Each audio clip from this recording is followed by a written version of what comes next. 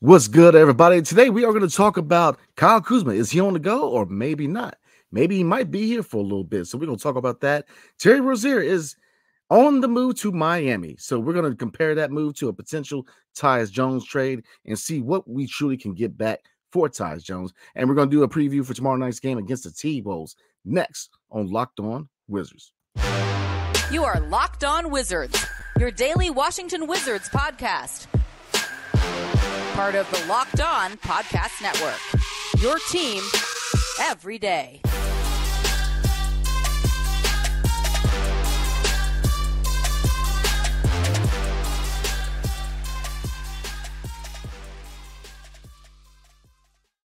What's up, everybody? It's your boy Brandon Scott again with my guy, the real Ed Oliver.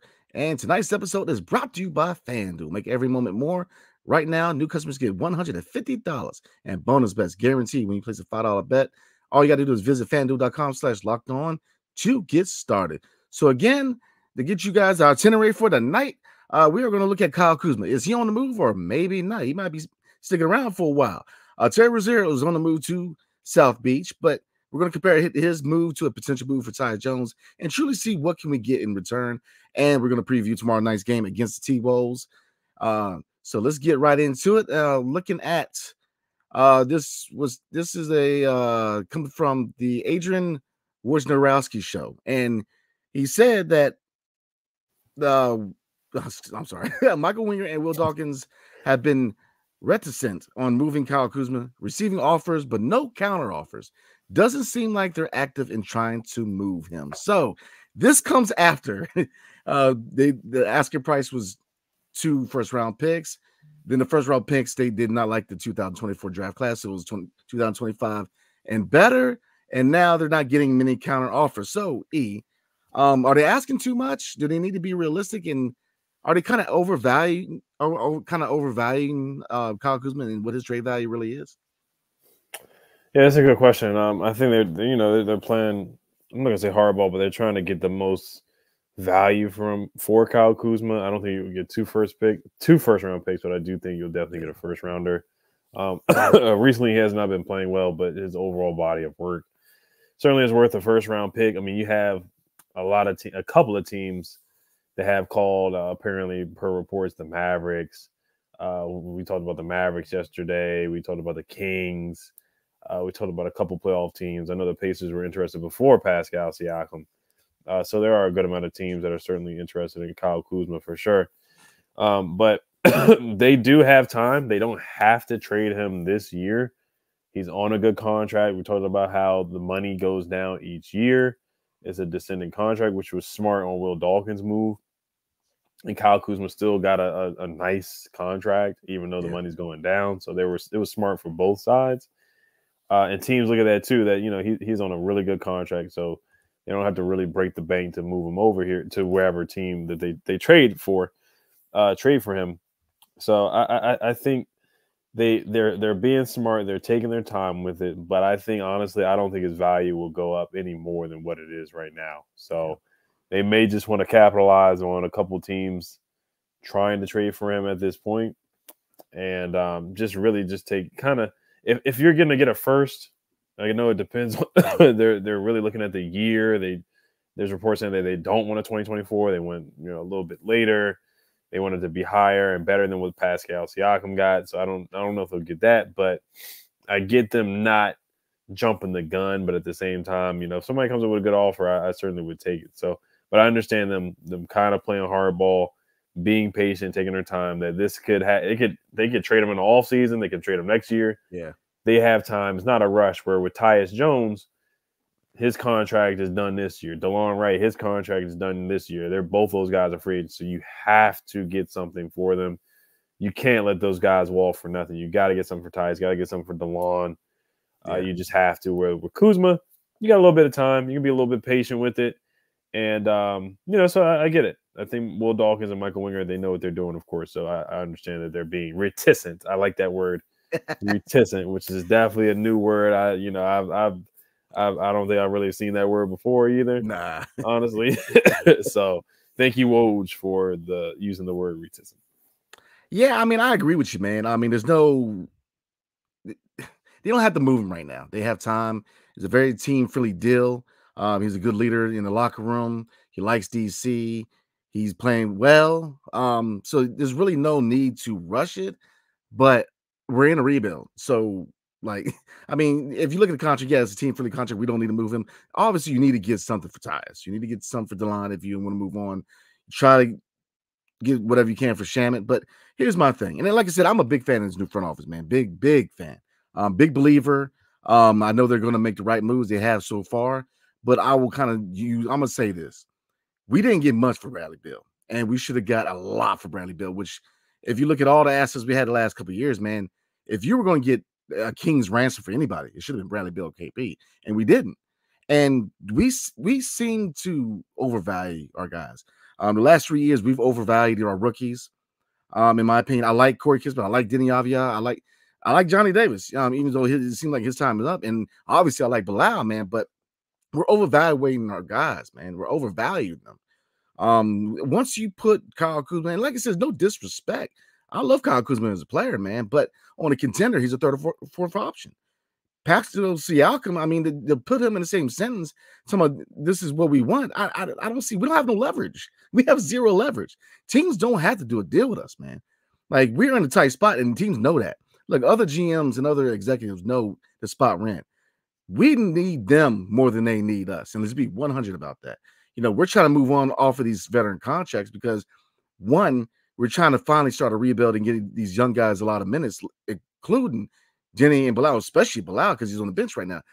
But, I mean, teams don't have to deal with us because we're in a bind right now. We have to move on. We have not started a rebuild yet. We are still in the same spot we were last year minus KP and Bradley Beal, which is you have veteran guys fighting for minutes and you have young guys that are fighting for minutes, and you're trying to find minutes for the vets and showcase them and still develop. And we said it last year, E. You can't develop at the same time as you're trying to showcase to a certain degree. You got to choose one or the other. And right now they have to showcase. You've got to move these contracts. Now, so looking at Kyle Kuzma, yeah, they don't have to move on, man, but his value is not going to get any higher. Let's be real. It's not going to get any higher because, again, he is a third or fourth option on a contender. And, like I said, I love Kyle Kuzma as a player. Great leader, great personality, great dude, checks all the boxes. But here's the thing. We know his play style, which is very ISO. He shoots a lot of shots. He's a guy who needs the ball in his hand. How does it affect a lot of these younger guys who are trying to develop? I mean, eventually, and that's where I'm at, man. I'm trying to start the rebuild. I mean, the longer we hold on to these vets, man, and I get it, you need veteran leadership. And I know people are going to get in the comment section, oh, we need a veteran. I get all that. But here's the thing, man. I mean, Anthony Gill's a daggone leader. I mean, he's already a coach. So I thought that they kind of aimed a little too high once they went past one first-round pick. Now, if we're going to talk about the Terry Rozier trade, which I thought that was a trade we should have made, but they got to be realistic, man, because teams they're not coming back with counteroffers because in my opinion, seeking more than one first-round pick for Kyle Kuzma is bananas. It's bananas. I mean, you're not going to get that. You're just not, because he's not Pascal Siakam, and there's no disrespect to Kyle Kuzma, but he's not Pascal Siakam. I mean, is he OG Anunoby? I don't believe so. OG Anunoby plays defense. I mean, he's a guy it's just you got to be realistic with what they're trying to get, man, because teams, again, is that type of situation where we need other teams a lot more than other teams need us. Now, you can look at our talent and say, yeah, there are definitely guys on this roster that that a contending team could use. But let's be real. Not a lot of teams are really heavily beating down the door to get any of our guys, man. And it's just being 100 because look at the last couple of years. I mean, look at these young guys. Nobody was asking about our young guys. So I always felt like we were always overvaluing our young guys, man. Again, we got not much for Bradley Beal. We didn't get much for KP. Did we? I mean, either one, did we get a first round pick? So, I mean, it's just, that's the way the market is, man. Because we're fans of this team and we like these guys and we love these players, doesn't mean the league does. The league may not value Kyle Kuzma the way we do. Like me and you, we watched him come along as a guy coming from the Lakers, going from a role guy to a complete player. We're here up front and seeing his development. But the rest of the league may not value him the way we do, man. Because, I mean, if I'm an opposing GM, I'm not giving you 2 first-round picks for anybody on this roster. Nobody. I mean, I would probably give you a first for Kuz, and a contending team is a late round pick anyways, but you're not getting a lottery pick for anybody on this roster. And not. I mean, Tyus, I think you get a really good kind of what they got for Rozier. Like I said, we're about to talk about it, but yeah, I think we're overvaluing our guys, man. I mean, we've got to be realistic because we were talking about before the broadcast, man, about caving in. I think that we're going to be the ones going to cave in. Eventually, we're just going to have to take the deals that the best deal, the best worst deal, kind of like Bradley Beal.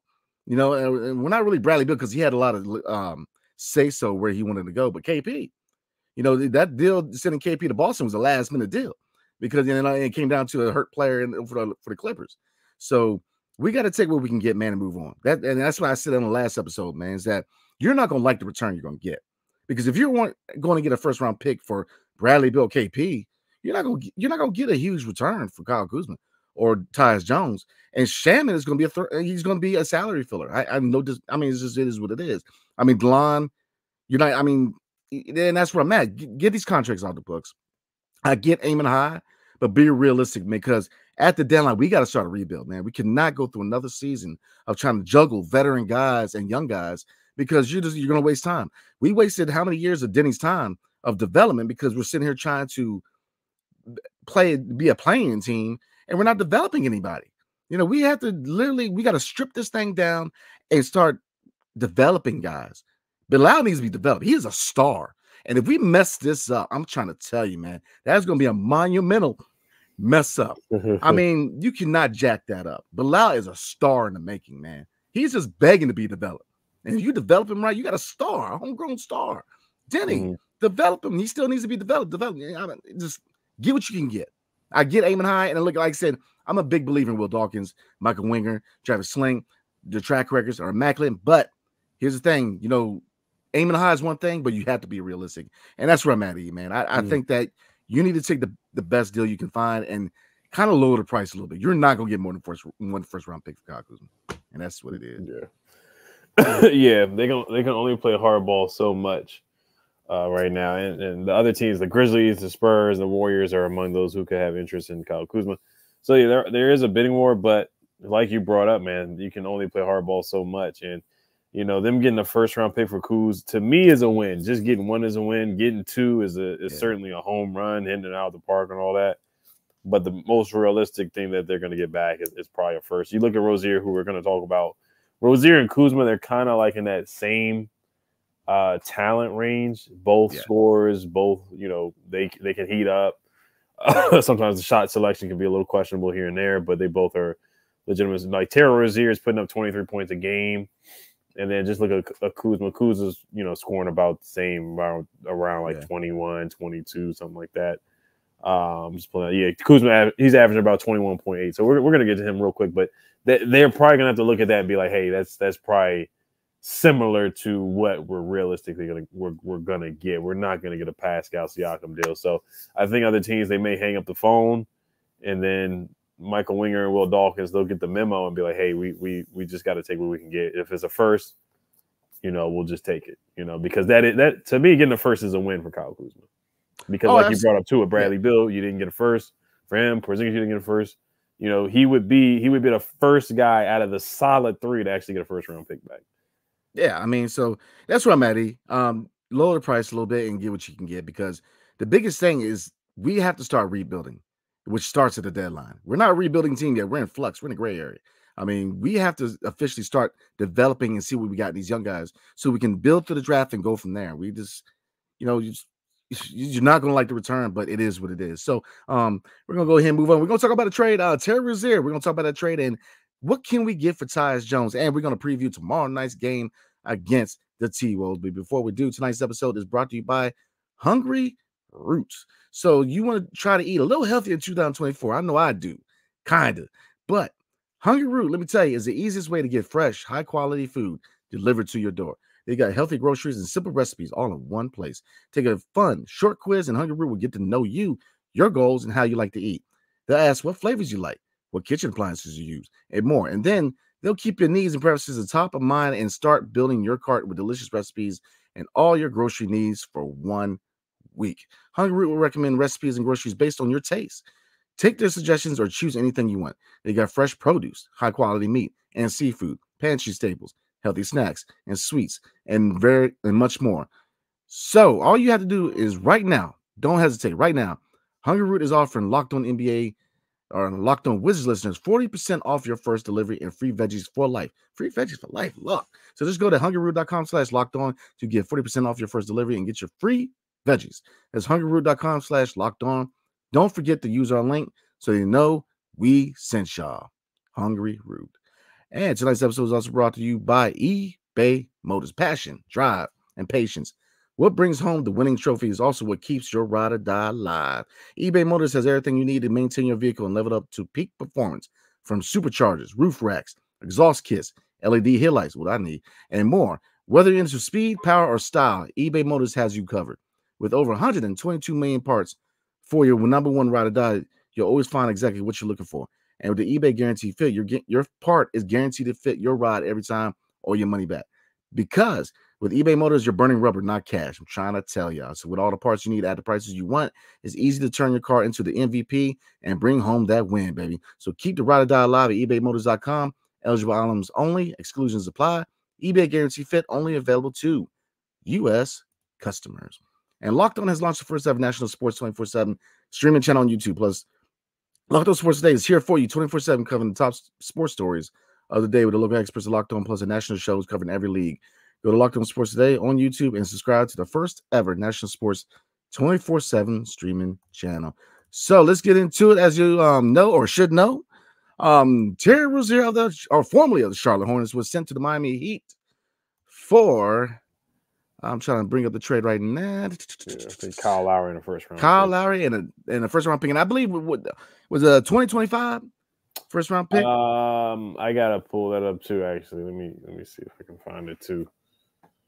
The Rozier trade, but yeah, basically him for Kyle Lowry in a first round pick. Of course, the year definitely does matter. In the Heat, it's gonna be, it's not. It most likely won't be a lot of repick, but I gotta see. Oh, I got it right here, man. So Terry Rozier was sent to Miami for Kyle Lowry and a lottery-protected 2027 first-round pick to the Charlotte Hornets, which a little down the line, but I mean, there's definitely the next the next three after this one definitely have a lot of talent in it. So I'm kind of comparing. It becomes unprotected in 2028, which that's a good thing for the Hornets. Oh yeah, I mean, our pick has got like 1,000 protections on it. Right. So looking at this deal, man, and kind of comparing to a potential Tyus Jones trade, is this kind of what you're kind of expecting? And we can kind of throw in Kyle Kuzma a little because we're just talking about it. With Kyle Kuzma and Tyus Jones, is a first round pick and an expiring and or a young player kind of the package what you're looking for in return for Tyus Jones or Kyle Kuzma? Yeah, I'm looking right at the Sixers. The Sixers, Marcus Morris, I got to look at his contract. But he's a guy that's, in and out of the lineup, and he's not. It's more about getting the pick instead of the value of the player. Kyle Lowry, he's put up some good. He's had a couple good games here and there this season. Marcus Morris, I'm not sure. Let me see how much does he even play this year, because I know he's not really in the rotation. He's averaging about 6 points a game this year. He's played in 33 games so far, 16 minutes per game, so he's really not playing much. Kyle Lowry's actually contributed. With the Miami Heat, he contributed last year in the playoffs, here and there. But like I said, it's really just about getting the contract, just getting the pick back. And you think about Evan Fournier with the Knicks too. That we talked about yesterday, trying to get our first round pick back, which the Knicks probably will decline something like that. But right now, and they already announced it that they were willing to take on, quote unquote bad contracts. Yeah. Just to pile up on picks. So I think that's something that the Hornets did. They were willing to take on Kyle Lowry just to get that first round pick, because they're building around LaMelo, Brandon Miller, and Mark Williams. Those are the untouchables. With the Wizards, it's really just Bilal, and then they didn't say Denny, but Denny probably is. If you had to say anybody else out of everybody on the roster, he's probably the least untouchable compared to everybody else. So basically, the point of it all is just to get that pick. Just get a first-round pick. I think that's probably what it would take with the Sixers, because the Sixers are reportedly interested in Tyus Jones. So I could see something like that happening. And Marcus Morris, he's on a 4-year, $64 million deal, which is about $14 to $16 million per year.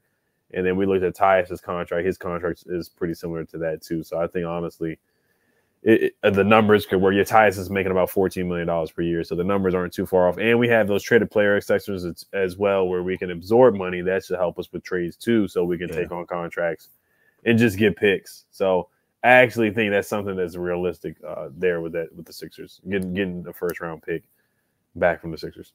Oh, absolutely. I think I'm with you. They say great minds think alike. Well, I'm trying to say that I agree. Marcus Morris, man, looking at his contract real quick, is making, like you said, 17.1, and Ty is making 14. So it definitely lines up. A pick in Marcus Morris, I'm cool with that. I mean, you get an expiring contract, you get a pick, boom. I mean, kind of the same thing with Kyle Kuzma, man. The thing with Kuz, as opposed to Ty is 14. It's a workable contract with most of your spine contracts in the NBA, as opposed to Kyle Kuzma, which he is making what, $25.6 million a year. So you got to match that money. And obviously the time, the salary goes down after each year, but he is currently 28 years old. So, you wait 2-3 years, how many people are going to throw you a first round pick for a 31-year-old guy, which in the NBA is ancient? I'm just saying, that's another reason why you got to make a move, man, in my opinion. I'm sure there's going to be someone who's going to disagree, but you got to make a move. I mean, like I said, with Tyus and expiring and a pick, that's a win, because you're not going to get a king's ransom. Just like we said before, man, and I'm kind of going to reiterate, man, we got a trash return for Bradley Beal, which should have been the king's ransom. We got a trash return pretty much for, I'm not going to call it trash. We got Jordan Poole, but I mean, right now, what are we talking about with Jordan Poole? We ain't talking about somebody who's going to be like a future. Like now we're talking about down the line, can we flip him? So, I mean, his contract's looking like a bad contract. So, we didn't get it first for those guys. So with Tyus, if you get a first and expiring, that is a really good deal, because I don't see any more than that, man. I don't see it. I think Philadelphia, that would be the move that I would pull the trigger, in my opinion. Like I said, I think they're going to do what's best. Do I think that they're aiming a little high? Yeah, but we got a good front office. Will Dawkins, Michael Winger, Travis Schlenk, they know what they're doing. They're gonna do what needs to be done. So I have all the faith in the world in this front office. And the ownership's doing what he's got to do right now, just by hitting that reset button. And, I have nothing bad to say about any of them, but just, I think that's the most realistic return you're going to get for both of them. And even if you look at Shamet and even DeLon with their contracts, now Shamet's making 10. So, I mean, in the potential deal to Dallas, maybe you can throw Shamet in there. I mean, just to try to get the money to work, man. And then looking at DeLon, he's making an 8.2. So, I mean, those guys, I could definitely see all four of them being moved, but we'll see. I think the best case scenario with Kyle Kuzma and any of these guys, man, is a first round pick. Is you can definitely get a first round pick for Kuz. It's a blessing if you get one for Tyus, but you're looking at an expiring deal or a young asset. And you mentioned in the last episode, man, in Dallas with Jaden Hardy, man, that's a move I would definitely throw in there for Kyle Kuzma, man, because I mean, homie could play some basketball. Yeah. He's a dog, man. So I like him. Yeah, me too, man. I mean, he can definitely play. I think he would fit here in DC and what we're trying to do. But that's the thing, man. That's what the return's going to be. It's not going to be a massive return. You're not going to see a Siakam return. You're not going to, because and that's what I'm saying is that, and it really goes kind of deeper. And this is a whole nother conversation, a whole nother episode, man. But it just shows you how trash it was underneath Tommy Shepard. I mean, we're still trying to dig our way from underneath his regime. And it really shows you how bad it was under this regime, because, I mean, how are teams really looking at our talent? I mean, they're not looking at our talent like they look at a Siakam or an OG Anunoby or all the guys are trade. I mean, even Kyle Lowry. Kyle Lowry's got championship experience. You know what I mean? I mean, he's a guy that played on a championship team. I mean, he's a guy who played a lot of good years as a lead point guard in Toronto. So it's just, you get what you can get. And that's where I'm at right now with the deadline, man. Would I be disappointed if Kyle Kuzma stayed? No, I wouldn't. I like Kuz. I think he'd be really good for the rebuild. Now, I brought up the inefficiency. Those are things that you can work on. But leadership-wise, I wouldn't mind him being here around for another year. But if we're talking about 2-3 years, man, I'm nah. He needs to be moved at some point, because he's getting up there. Like, as a 30-year-old dude, I don't want to say that 29 is old, but in pro sports, once you hit that 30, man, look, expectations change and the way people view you as a player change. And you do not want to have that contract on the books when he's 30 years old. You just don't. You need to get what you can get. And especially when you look at the realm of a rebuild, we got to start rebuilding. So that's why I'm at E. With Tyus, I can definitely see a similar deal with Rozier, similar play style. But I think that's what they need to expect. And that's kind of where the bar needs to go. Definitely, yeah. So we're going to get into a quick word from FanDuel, and then we're going to get into the preview with the Timberwolves. But before we do that, we got a quick word from FanDuel. The NFL regular season has wrapped up. It's playoff time, and there's still time to get in on the action with FanDuel, America's #1 sportsbook. Right now, new customers get $150 in bonus bets guaranteed when you place a $5 bet. That's $150 in bonus bets, win or lose. The app is so easy to use, and there's so many different ways to bet, like live same-game parlays. Find bets in the new Explore tab. Make a parlay in the Parlay Hub. Best way to find popular parlays and more. So visit FanDuel.com/lockedon and make your first bet a layup. Tomorrow, you could definitely take the excuse me, I'm not going to say the Timberwolves money line as a layup, which it probably is. They actually lost to the Hornets last night when Karl Towns put up with 60 points, which is just insane. Good God. But I would pick, I'm trying to see if they have some of the stuff out for tomorrow already. So they do have the money line. So the Timberwolves are 11-point favorites. I probably would take the money line. But if they put up double-double for Rudy Gobert, like double-double and win for Gobert, I'd probably take that. Karl Towns, his line is probably going to be at like 29.5 points. So that's what I'm assuming his points total would be. And I probably would take the over on that. I think he's going to get at least 30. But you can't sleep on Anthony Edwards. So many angles you can really take on that. And Bagley, I've been liking his point total as of late, but it is a tougher matchup, so I might stay away from that tomorrow for his over-under. But I would definitely take a look at and then Gafford, I'd probably go under on his rebound, really under on his rebounds tomorrow night. That's probably what I'm looking at. Under on his boards, double and win for Rudy Gobert on FanDuel, and then Karl Towns. I'd probably do a 25 points and 10 rebounds parlay for Gobert and Karl Towns. It probably won't be the best odds. It'd probably be like minus 150 or something like that. But a win is a win is a win. All right, so let's get into the preview here for and then I would add on Timberwolves money line. That might get to plus 100. So we'll see what that when they come up with the lines for that one. But let's look at the Timberwolves here and their preview and their roster. Of course, to Karl Towns last night, he had a historical night with about 60 points last night. Defensively, they give a lot of points to the Hornets as they lost to the Hornets. And their coach, Chris Finch, said that their defense was inexcusable. Now, their record right now, they are 30-13, which is a darn good record. Just looking at some of the stats here as well. They are 21st in points per game. They're 8 in blocks, which makes sense because of Gobert. Yeah. They're 2 in defense. They're number 2 in defensive rebounding in the league, which makes sense because of Gobert and Karl Towns. They're 12th overall in rebounding. They're 9th in free throw attempts. They're 3rd in three-point percentage. Anthony Edwards is a good three-point shooter as well.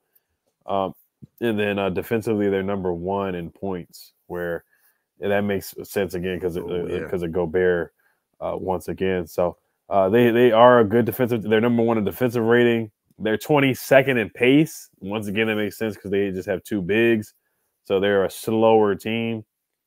So, Brandon, what are your thoughts on this game, and who are you looking forward to seeing again in this matchup? I'll say this, man. I don't want to do keys of victory, but I'll say this. How I would attack them would be this, man. Cat is not the most defensive center / power forward, so I would definitely try to spread everybody out and attack the basket. Go at Gobert. Try to get him in foul trouble. I think that's the best bet.